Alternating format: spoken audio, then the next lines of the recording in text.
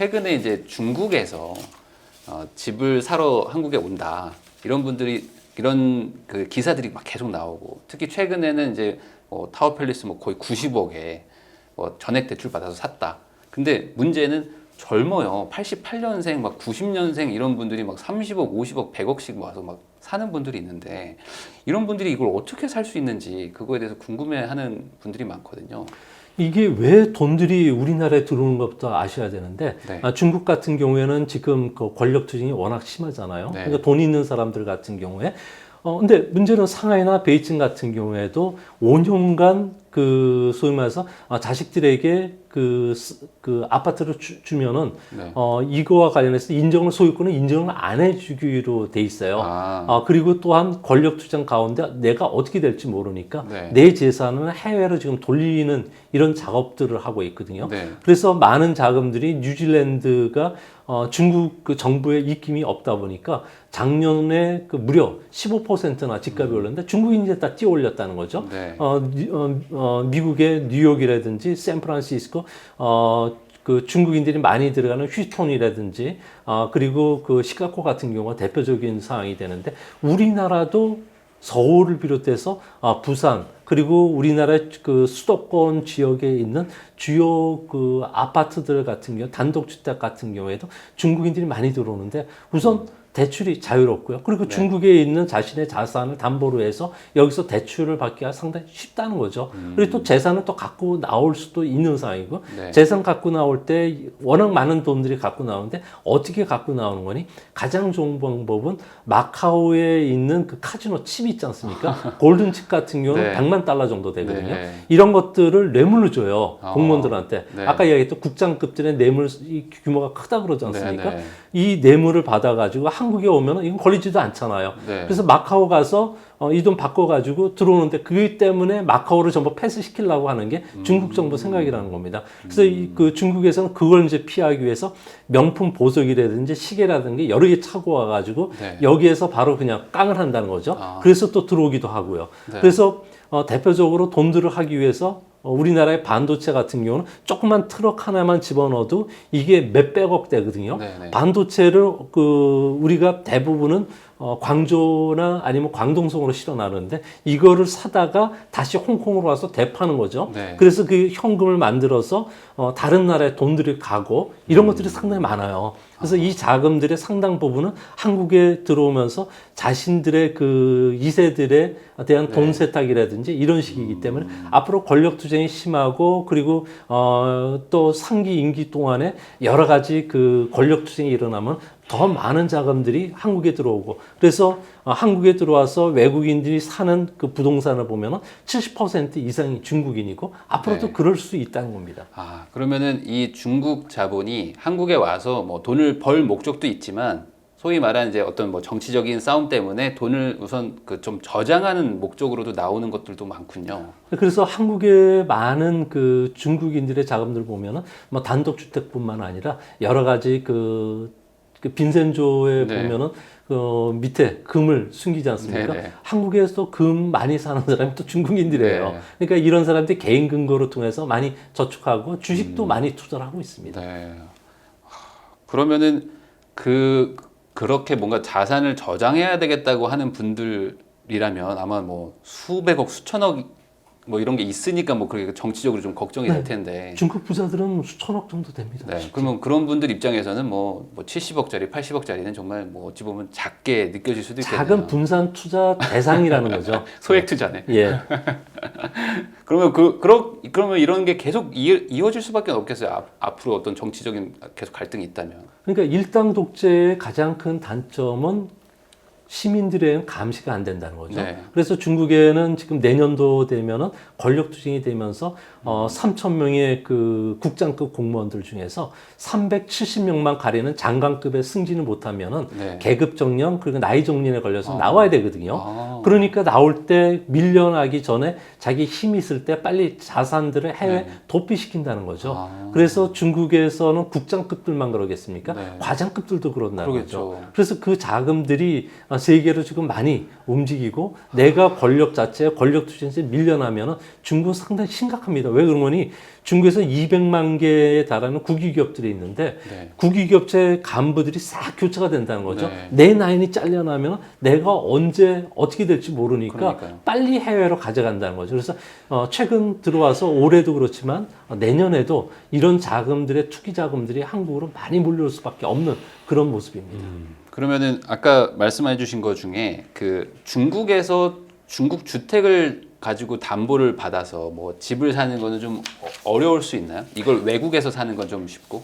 네, 중국 같은 경우는 주택을 살 때는 외국인들도 다 똑같이 기준을 받게 되는데요. 네. 아무래도 지금 현재 중국 같은 경우에는 1주택을 갖고 있으면 70%까지 대출을 받을 수가 있습니다. 네네. 뭐 2주택 이상은 대출이 상당히 까다롭게 되는데요. 네. 하지만 이런 그 중국에서는 주택이 제일 투자 대상이 되는 게 아까도 말씀을 드렸듯이 고금리 단기 투자 상품들 같은 경우는 위험하다는 거죠. 네. 또 주식 투자 같은 경우에는 원금을 보장받지 못하다 보니까 부동산으로밖에 지금 몰릴 수가 없는데 중국 같은 경우에 이 자금들이 들어오면서 앞으로도 계속적으로 1.5% 정도 부동산과 관련된 그 세금만 내면은 뭐 자연스럽게 다 가져갈 수가 있고요. 또한 그 차익에 대해서 5% 정도 세금만 내면은 뭐 차익을 가져가는 거는 별 문제가 없거든요. 그런데- 다만 부동산 중개 수수료가 1.5%니까 네. 우리나라 같은 경우는 6억, 5억, 뭐 10억 이렇게 나눠서 이렇게 돼 있잖아요. 그것보다는 조금 비싸다는 것만 알고 계시면 됩니다. 그러면은 부동산 관련된 세제가 우리나라에 비하면 현저하게 좀 세금이 낮군요. 네, 그렇습니다. 뭐 세금 자체가 낮을 뿐만 아니라 그 2주택 이상만 아니면은 네.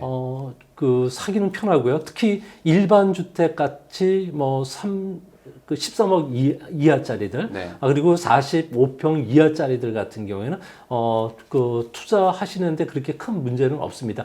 다만 주재원일 경우에는 합법적으로 주재원일 경우에 살 수 있는 거, 또 외국인들 같은 경우에도 큰 그 거주하면. 지역에 살 수 있는 네. 그것만 되면은 사는 데는 별 문제가 없습니다. 그러면은 지금 우리나라와도 좀 약간 흡사한데 중국은 어쨌든 다주택자를 좀 규제하고 있군요. 예. 네.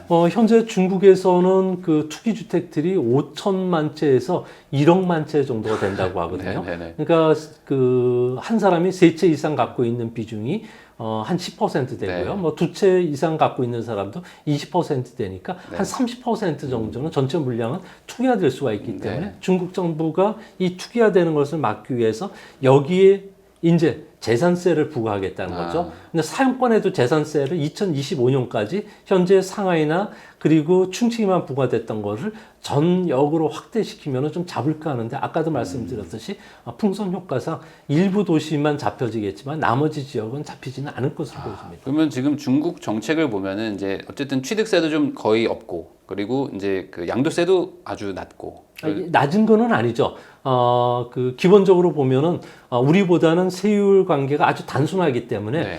싼 주택을 사면 우리가 그 세율상으로는 좀 그 서민들이 좀 좋은데 네. 고급 주택일 경우에는 우리가 중국보다는 세율이 좀 비싼 편입니다. 네. 그럼 지금 아까 말씀하신 양도 차익의 5%만 내면 네. 된다고 했으니까 사실 그 정도면 우리나라에서는 거의 없는 그렇죠. 수준이니까 그런데 한 채만 또 하라고 하니까 소위 두 채 말하는 이상은 또 달라지죠. 소위 말하는 똘똘한 한 채가 이미 중국에서 많이 일어나고 있고 그리고 근데 네. 똘똘한 한 채라고 하는 게 서민들이 볼 때는 그 한 채 가격이 100억 단위, 싼 게 30억 단위니까 중국인들은 네. 가처분 소득이 우리나라의 3분의 1 정도밖에 안 되는 그러니까요. 상황에서 그림의 떡이라는 거죠. 네. 그러니까 6개 지갑을 쓰더라도 기회 찬스가 네. 없다는 거니까 중국인들이 느끼는 부의 불평등 격차에서는 계속되고 이게 사회 불안 문제가 되면서 시 주석 입장에서는 공동부유라는 극단적인 정책을 꺼낼 수밖에 없었다는 겁니다. 그러니까 지금 우리나라의 청년층들이 느끼는 약간 상대적 박탈감이 한 3배 정도 느낌인 거네요. 그러니까 막 강남 집 비용 한 100억 된 느낌 정도의 상대적 박탈감을 느끼니까. 그러니까 우리나라 같은 경우에도 아파트 가격은 진짜 천정부지로 뛰어서 젊은 층들 같은 경우는 내가 고급 뭐 자동차는 살지언정 아파트는 살 수 없다 한탄하지만 중국인들 사이에서는 이런 철옹성 성이라고 하죠. 네. 철옹성 아파트가 된다니까 네. 이 아파트에 근접할 수 있는 상황이 아니라는 거예요. 그래서 중국에 보면은 외곽에서 두세 시간 정도 되는 대도시 외곽에서 출퇴하는 사람이 많은데 새벽 5시부터 설쳐야지만 중국 그 베이징의 그 중앙부에 있는 자기 직장까지 와서 생활하게 되고 너무 지치다 보니까 아침부터 배달해서 들어오는 그 음식을 먹으면서 직장 생활하고 그러다 보니까 젊은 층이 많은 지역이라도 실제 커피라든지 이런 걸 씀씀이가 별로 없다는 겁니다. 그러니까 바로 또 집에 가야 되니까. 되고 너무 머니까. 예.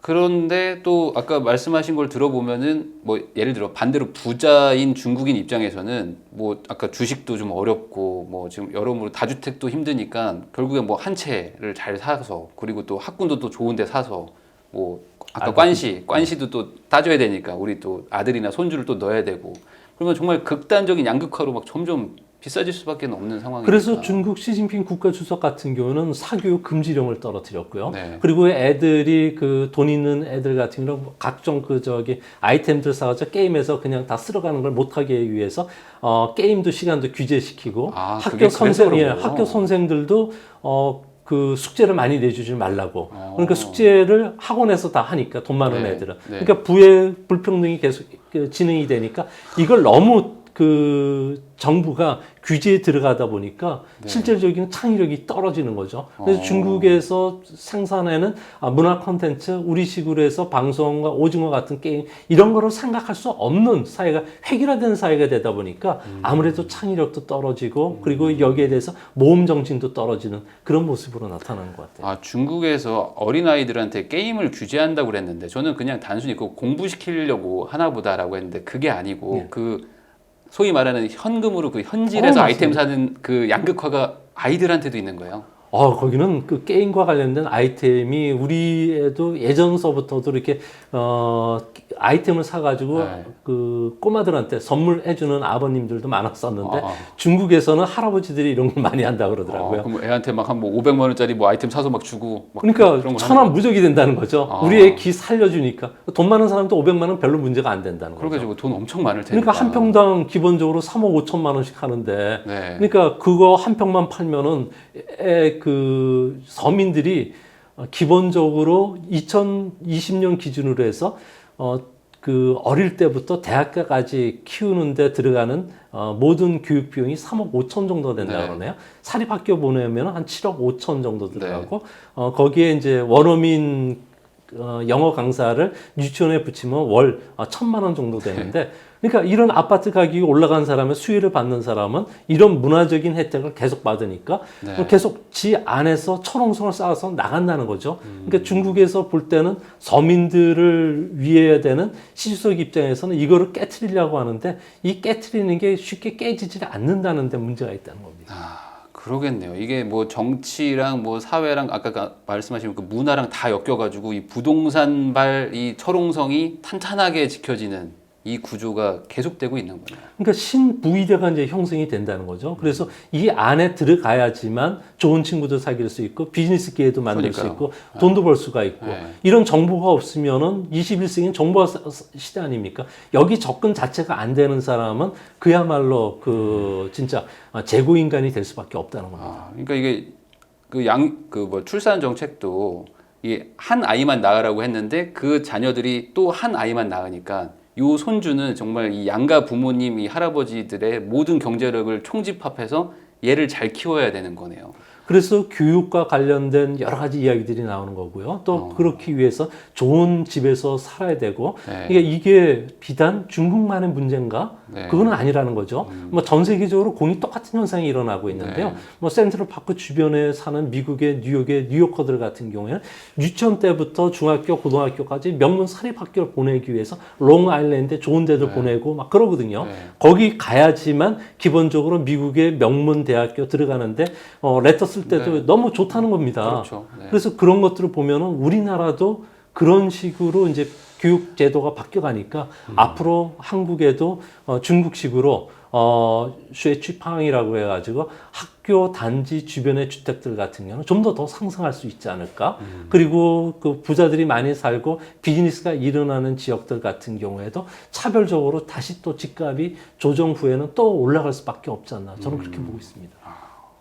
아, 그러면 저 소장님한테 정말 오늘 많은 얘기를 들어가지고 저도 몰랐던 내용도 듣고 정말 약간 우리 시청자분들도 깜짝 놀랐을 것 같아요. 뭐 할아버지가 막 게임 그 현지를 막 500만 원, 1000만 원 해준다는 거는 아마 모르셨을 수도 있는데 마지막으로 우리 그 국민들이 가장 걱정하는 거는 어쨌든 지금 집값은 올라가고 있는데 나도 집을 못 사는데 뭐 외국 자본이 들어온다고 하면은 정말 더 약간 좀 절망감이 느껴질 수도 있을 것 같아서 향후 중국발 어떤 자본들이 계속 더 들어올 거라고 생각하시는지 그리고 만약에 그렇게 된다면은 우리는 좀 어떻게 대응을 해야 될지 이걸 좀 여쭤보고 싶어요. 그걸 판단하기 위해서 내가 만약 중국인이 된다고 생각을 해보시면 됩니다. 네. 뭐 중국인 입장에서는 선전시에 주택을 사야 되는데 연봉의 56배 정도, 아니 58배, 그리고 베이징 같은 경우에는 56배, 상하이 같은 경우는 45배 정도가 되니까 우리나라 서울 대비 그것보다 더 비싸다는 거죠. 그렇죠.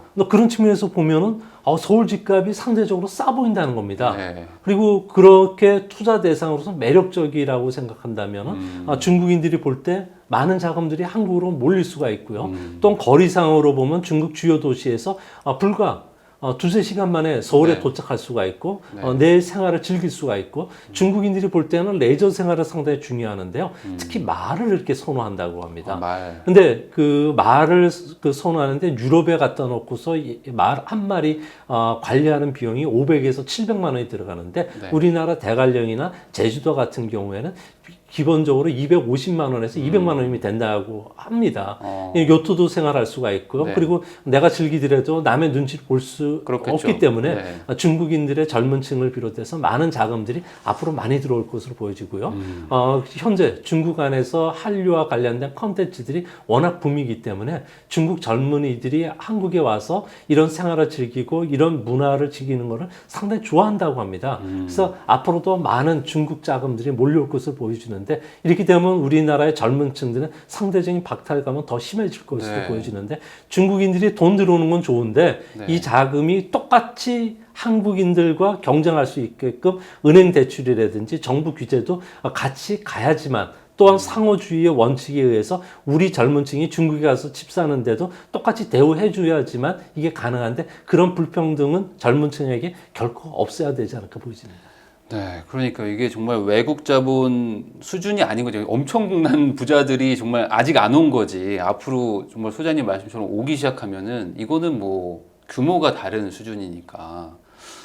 근데 이런 분들이 정말 말 그대로 거기서 대출 받아서 현금 들고 와버리면 진짜 지금도 집값이 올라가서 아우성인데 이거 정말 상상할 수 없는 상태로 갈 수도 있겠군요. 네, 그렇습니다. 뭐 현금은 갖고 오지는 않고요. 카지노 칩을 갖고 오니까 칩만 보시면 됩니다. USB에 비트코인하고 예. 뭐 금하고 예, 맞습니다. 마카오 몇 개 가져와서 와, 진짜 그렇게 뭐 워낙 뭐 불법적인 자금들도 많으니까 이분들은 뭐 어차피 뭐 사실 어찌 보면 불법적으로 모은 돈이니까 뭐 조금 뭐 잃어도 상관없다 해서 막 깡하고 네. 명품도 그냥 뭐 70%에 떨이 팔고 그뿐만 아니라 중국의 미술품들, 고미술품들이 많거든요. 네. 그거 갖고 와서 한국에 인사동에 팔면은 몇백억 할 수 있고 재밌는 것 중에 하나가 중국에서는 건강용 호두가 있어요. 건강용 그두 개를 한 조라 그러는데 네. 중국에서는 기본적으로 2천만에서 3천만 원, 5천만 원의 거래가 됩니다. 호두가요? 예, 그래서 한국에서도 이런 것들을 네. 파는 사람들이 있는데 네. 기본적으로 뭐 1,000만 원씩이 거래되니까 네. 호두 이거 갖고 오면 뭐 그 세관에 안 걸리잖아요. 그러겠죠. 근데 팔면은 500만 원씩, 1,000만 원씩 되니까. 그래요?